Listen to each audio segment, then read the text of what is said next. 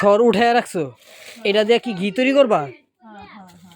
দাঁড়ান দাঁড়ান, সর সর কই, সর কই? এই যে দুধের উপর থেকে সর, দেখেন দুধের উপর থেকে সর এটা উঠায় রাখছে। এই সর দিয়ে ঘি তৈরি করবে আম্মু।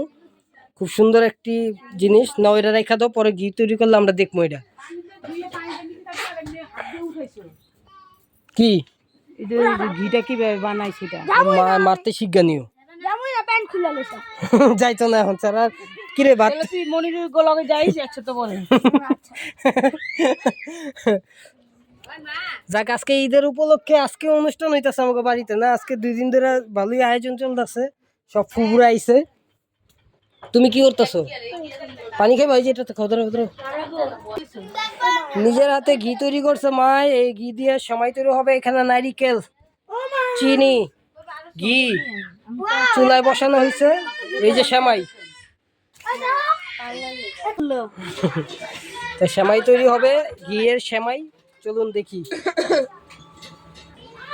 প্রথম ঘি দেওয়া হয়েছে ঘিয়ের মধ্যে এখন নারিকেল। এটা ঘি দিয়া ভাজবা? বেশি দিলে না অনেক ঘি লাগে, কিন্তু অরিজিনাল ঘি, এটা নিজের হাতে তৈরি করা ঘি। খুব বেশি লাড়তে হবে, লাড়তে গেলে হিট হচ্ছে। কি গো, চিনি চিনি চিনি মারতে হইব লাড়ার মাঝখানে। এই যে দেখো, চিনিটা দেওয়ার পরে ইচ্ছা মতো লাড়বা। লাড়ার পরে সেমাইটা বকত করে সেরা দিবা। এই যে দেখছো, সেরা দিছে সেমাইটা। দূর ফাতলা ভাই কেন হয়েছে যা।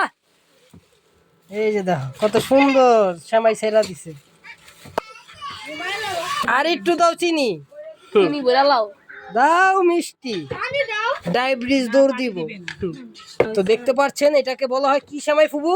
জর্দা সেমাই। জর্দা সেমাই। তো জর্দা সেমাই তৈরি হচ্ছে, কত সুন্দর করে ঘিয়ে বাজে। দেখতে থাকুন। দাঁড়াও, একটু পানি দিতে হয় সাথে। এই যে পানি মেরা দিছে দেখছো, পানি অল্প একটু পানি দিতে হইব, নাহলে কিন্তু আবার হইতো না, সব পুরা ছাই ছাই হয়ে যাবে। হ্যাঁ, চিনিটা বলে চলতো না, সরি গলতো না।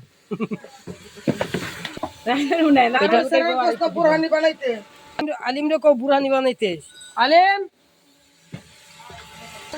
টাটকা লাড়া দিছে, তুমি তো লাড়তারো নেই ফুবু। মাই কত সুন্দর করে লাড়া দিয়ে গাড়ায় লাইছে পুরা। আমি দেখতে হবে। হ্যাঁ, আর নারকেল ছাড়াও তো হবে না এইভাবে, চিনিটা এইভাবে দিয়ে দেবো। এরপরে আলিমে বুরহানি বানাইবো আপনার করে, এটাও দেখামো, টেনশন করেন না। আগে এটা দেখেন। বাপরে কি কি হয়? মুরগির কি রে মুরগি, তোর নাম লইছে দেখাইছো? যা ভাগ ফট। আস্তে আস্তে অলরেডি কালারটা চলে আসছে এবং কি হয়ে গেছে বেশির অংশে। আর অল্প একটু হিট হলেই হয়ে যাবে সেমাইটা। জর্দার মামা, জর্দা সেমাই। ওয়াও! এটা যে শুধু রানতেছে তাই না, এটা রান্নার পরে এটা ফ্যানের তলে রাখবেন আপনারা ঝরঝরা হওয়ার জন্য। এখন এটা মাখো মাখো অবস্থা, কাপো কাপো। এটা আস্তে ধীরে যখন হওয়া কমপ্লিট হয়ে যাবে তখন আপনারা এটা কোথায় রাখবেন? ফ্যানের তলে। মানে আর একটু নরম হবে, নরম হইলে তারপর আপনারা কই নামাইবেন কোন? তো বাড়ির মধ্যে লয়ে ফ্যানের তলে দিয়ে দিবেন। বাড়িতে পরিবেশন করবেন। একটু টেস্ট করো, টেস্ট করে দেখো, একটু টেস্ট করো।